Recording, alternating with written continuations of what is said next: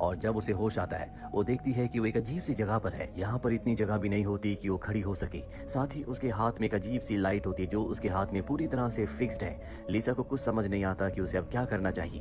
तभी उसके सामने से एक शटर खुलता है और जब वो उसे देखती है तो सामने एक पतली सी टनल होती है और उस टनल के अंत में एक रोशनी है, यानी कि वो बाहर जाने का रास्ता है। लिसा उस पतली सी टनल के अंदर एंटर कर जाती है और तभी जो शटर खुला था वो अपने आप ही बंद हो जाता है। पर लिसा को उम्मीद है कि वो आगे से बाहर निकल जाएगी और अगले पल वो देखती है कि उस टनल के रास्ते में एक और स्लाइडर बंद हो गया। यहाँ पर पूरी तरह से अंधेरा हो चुका है। उसके पास लाइट का एक ही सोर्स है जो उसके हाथ में ब्रेसलेट बंधा हुआ है। वो देखती है कि उसमें टाइम चल रहा है जो कि 10 मिनट 55 सेकंड्स का होता है, जिसका मतलब लिसा ये समझती है कि उसे जल्दी से जल्दी यहाँ से बाहर निकलना होगा।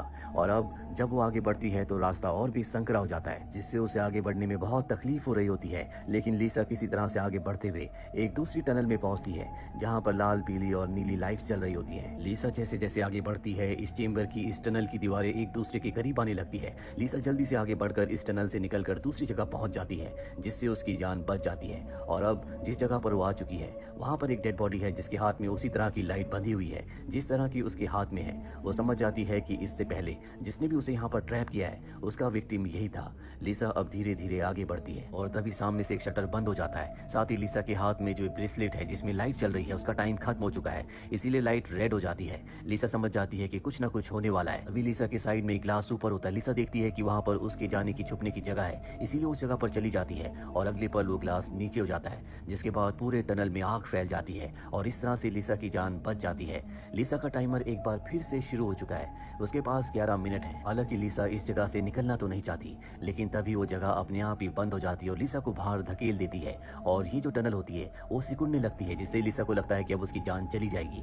लेकिन इससे पहले कि वो उसे क्रश करती, दीवारें अपने आप ही रुक जाती है, यानी कि उसका रास्ता अब और भी संकरा हो चुका है। लिसा इस टनल में पूरी तरह से परेशान है, पर उसके पास आगे बढ़ने के अलावा कोई भी रास्ता नहीं है। वो जल्दी जल्दी आगे बढ़ने लगती है और तभी उसके सामने पानी का एक पॉन्ड आ जाता है। वो उसके अंदर चली जाती है और किसी तरह से दूसरे रास्ते से बाहर निकलती है। लिसा पूरी तरह से हताश हो चुकी है और तभी उसे एक उम्मीद की किरण नजर आती है। जब वो किसी के रोने की आवाज सुनती है वो उस आवाज की तरफ जल्दी जल्दी रेंग कर बढ़ने लगती है और तभी उसके आगे जो टनल होती है उसके नीचे का जो फ्लोर होता है वो अपने आप ही खुलना शुरू हो जाता है। नीचे बहुत ही खतरनाक एसिड है। लिसा किसी तरह से फ्लोर के कोने कोने पर चलकर, जिसके बीच में एसिड है, वहां से पार करने की कोशिश करती है, लेकिन फिर भी उसका पैर एसिड में टच हो जाता है, जिससे उसे बहुत तकलीफ होती है। पर वो उस फ्लोर को पार करके आगे जाती है जहां पर वो देखती है कि एक आदमी है जिसकी दिमागी हालत खराब हो चुकी है। वो समझ जाती है कि उसे भी यहाँ पर कैद किया है। वो उसे कहती है कि हमें यहाँ पर चूहों की तरह एक्सपेरिमेंट करने के लिए छोड़ दिया गया है, अगर हम एक दूसरे की मदद करें तो हम यहाँ से निकल सकते हैं। और तभी इनके हाथ में जो लाइट वाला ब्रेसलेट होता है उसका टाइम खत्म हो जाता है, उसकी रोशनी लाल हो जाती है।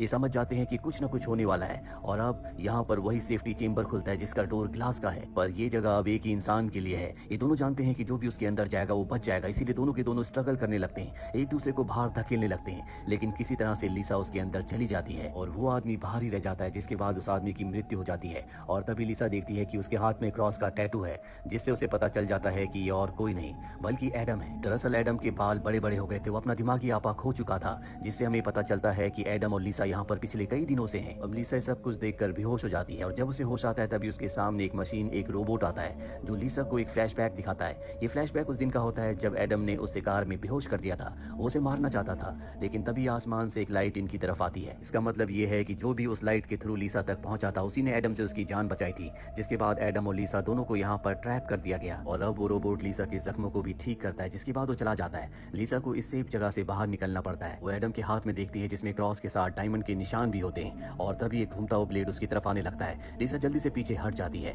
और अब लिसा यहाँ से आगे बढ़ने लगती है और तभी एडम जो अब भी जिंदा है, जिसकी हालत बहुत ज्यादा खराब है, वो लिसा की तरफ बढ़ने लगता है क्योंकि वो लिसा को मारना चाहता है। लेकिन किसी तरह से लिसा इस जगह से निकलकर एक बहुत बड़े चेंबर में आ जाती है जहाँ पर चारों तरफ बहुत रोशनी होती है। लिसा यहाँ पर देखती है कि उसके साइड की जो वॉल्स है दरअसल वो स्क्रीन है और वहाँ पर वीडियोस चल रहे हैं और ये वीडियोस लिसा के बचपन के वीडियोस होते हैं जो उसके दिमाग में यादें हैं। उन सब यादों को, उसके बचपन के एक्सपीरियंसेस को कोई यहाँ पर वीडियो में प्ले कर रहा होता है। और अब एक बार फिर से यहाँ पर एडम आ जाता है जो कि उसे मारना चाहता है। लिसा उससे बचने के लिए आगे जाती है जहाँ पर उसके सामने दो रास्ते आते हैं। एक जो रास्ता बाहर का होता है उसके बीच में कटीली तारें होती हैं, पर लिसा का अब टाइम भी खत्म होने वाला है, यानी कि 11 मिनट्स पूरे होने वाले हैं। लिसा तय करती है कि वो कटीली तारों से आगे बढ़ेगी, जिसमें उसे बहुत चोट भी लगती है, लेकिन किसी तरह से वो उसे पार करके आगे बढ़ जाती है और तभी उसका टाइम खत्म हो जाता है। लिसा समझ जाती है कि अब उसका भी अंत आ चुका है और तभी इस चेंबर में आग का एक बहुत बड़ा सैलाब आता है। इससे पहले कि लिसा उस सैलाब में फंसती, नीचे से फ्लोर खुल जाता है और वो एक चेंबर सफर में आकर गिरती है और ये वही जगह होती है जहाँ से उसने अपना सफर शुरू किया था, यानी कि एक बार फिर से वो स्टार्टिंग पॉइंट पर पहुंच चुकी है।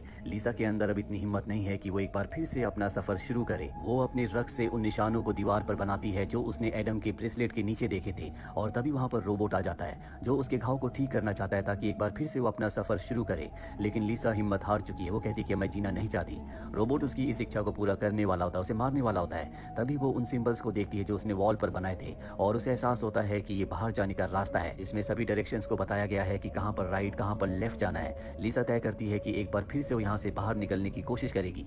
रोबोट उसे ठीक कर देता है। लिसा को इस बात से पता होता है कि कहां पर क्या होने वाला है। वो बड़ी बहादुरी से आगे बढ़ती है, और जब वो उस जगह पहुंचती है जहां पर एसिड है तो वो सबसे पहले एसिड में अपने हाथ के ब्रेसलेट को पिघला देती है। और जब उसका ब्रेसलेट निकलता है वो देखती है कि उसके हाथ में भी उसी तरह के निशान हैं। और अब लिसा बड़ी तेजी से आगे बढ़ने लगती है, लेकिन एक बार फिर से एडम आ जाता है। एडम उसका पीछा कर रहा होता है। लिसा अपना दिमाग लगाकर उसके पास जो लाइट वाला ब्रेसलेट होता है वो दूसरे टनल में डाल देती है, जिसके बाद एडम उस रोशनी का पीछा करते हुए उस तरफ निकल जाता है। वही लिसा जब आगे पहुंचती है तो उसे एक बहुत ही अजीब चीज दिखती है जो कि एक तरह की टिश्यूज की बनी हुई वॉल थी। वो उसके अंदर जाती है और उसे पता चलता है कि इस टिश्यू की वॉल के पीछे अजीब अजीब से क्रिएचर हैं। यहाँ पर लिसा को समझ में आ जाता है कि जब एडम उसे मारने वाला था और आसमान से एक रोशनी इनकी तरफ आई थी तो वो एलियन शिप था, और ये सब के सब एलियंस है जिन्होंने एडम और उसे यहाँ पर इस टनल में फंसाया है। लेकिन अब वो इनसे डरती नहीं है, बल्कि वो उनसे बात करने की कोशिश करती है। और तभी उसे अपना ब्रेसलेट वहाँ पर दिखता है जो उसने एडम को डाइवर्ट करने के लिए दूसरे टनल में फेंक दिया था। और अब यहाँ पर ब्रेसलेट है, यानी कि एडम भी यहाँ पर आ जाएगा।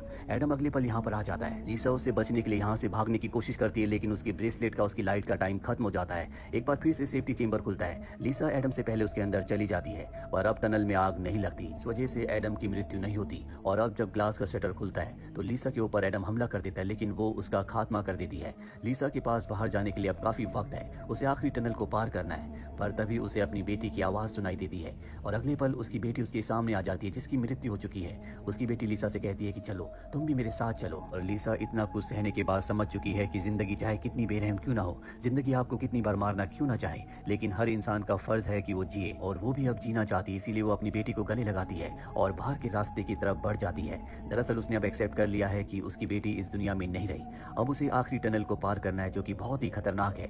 उसके सामने 3 ब्लेड होते हैं जो ऊपर नीचे हो रहे होते हैं। ये ब्लेड्स बहुत शार्प है। सबसे पहला ब्लेड 4 सेकंड्स में नीचे आता है, उसके बाद वाला 3 में और आखिरी वाला 2 में। लिसा किसी तरह से पहले 2 ब्लेड्स को पार कर देती है, लेकिन तीसरे ब्लेड की जो टाइमिंग होती है वो मात्र 2 सेकंड्स की है। पर लिसा उससे भी बाहर निकल जाती है, पर निकलते निकलते उसका पैर बहुत बुरी तरह से ब्लेड से जख्मी हो जाता है। और अब उसके सामने खुला आसमान है जो कि इस टनल के अंत में है। पर जब वो टनल के अंत में पहुंचती है तो देखती है कि वो सिर्फ एक स्क्रीन है, यानी कि बाहर का ये वीडियो चल रहा है, बाहर जाने का ये रास्ता नहीं था। वो अब यहाँ पर हिम्मत हार चुकी है, लेकिन वो अपने आप से कहती है कि भले मैं यहाँ से बाहर नहीं निकल पाई, लेकिन मैंने कोशिश की और जिसमें मैं कामयाब हुई, इस बात का उसे सेटिस्फेक्शन होता है। और तभी उसकी आंखों के आगे बहुत सारी रोशनी आ जाती है, उसका शरीर हवा में तैरने लगता है, जिसके बाद वो बेहोश हो जाती है। और जब उसे होश आता है तो वो एक झरने के पास होती है। उसकी बॉडी में कोई भी घाव नहीं होता। उसके सामने उसकी बेटी भी होती है। लिसा अपनी बेटी से पूछती है क्या मैं मर चुकी हूँ। उसकी बेटी कहती है कई बार, लेकिन अब आप सेफ हो। लिसा कहती है मुझे क्या करना है। उसकी बेटी कहती है अब तुम्हें जीना है। और तभी हमें इस जगह को दिखाया जाता है जहाँ पर लिसा अपनी बेटी के साथ है।